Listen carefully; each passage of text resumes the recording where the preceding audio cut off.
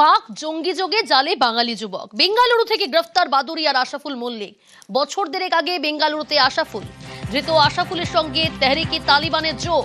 আফগানিস্তান যাওয়ার পরিকল্পনা ছিল ধৃতের মোবাইলে জঙ্গি যোগের একাধিক তথ্য। হায়দ্রাবাদের জঙ্গি হ্যান্ডলারের সঙ্গে যোগ আশাফুলের।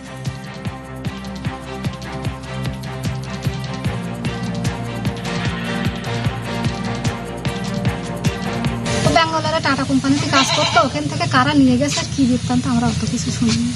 জানতে পেরেছি ওখানে পুলিশে ধরে নিয়ে গেছে। পুলিশ থানার থেকে ফোন করেছে, আমার ছেলের কাছ থেকে তো নাম্বার পেয়েছে, ওর বাপের নাম্বার।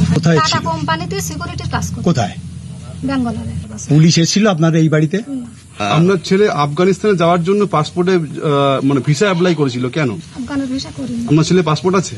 হ্যাঁ, পাসপোর্ট আছে। গোবরডাঙ্গা কলেজে পড়েছে, বিএ পাশ করা হয়ে গেছে। বিএ পাশ করা হয়ে তারপর চাকরির পরীক্ষা দিয়েছে, অনেকবার পরীক্ষা দিয়েছে আমার ছেলে।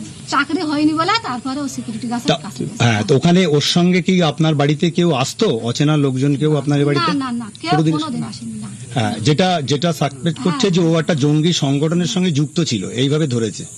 আপনি কি বলবেন?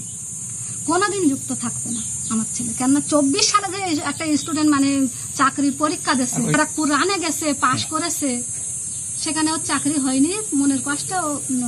তাহলে পুলিশ ধরলো কেন ওকে? ও কি ডিসপুট পেয়েছে তা আমি কি জানি বলো?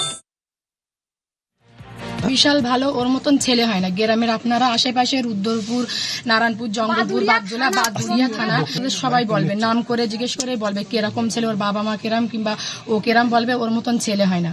একটা মানুষের মানে মুখের মানে সামনের দিক ফিরে পর্যন্ত তাকায় না। এরা সবসময় পড়াশোনায় ব্যস্ত থাকে। আমরা দেখেছি ও কোনো হতেই পারে না, কিন্তু ওরা যদি ধরে সেটা আমরা মানে বলতে পারবো না। এই শুনেছি যে ও কোম্পানিতে কাজ করতো সিকিউরিটি, সেখান থেকে ওর মানে পুলিশই তুলে নিয়ে গেছে, এটা আমরা শুনেছি।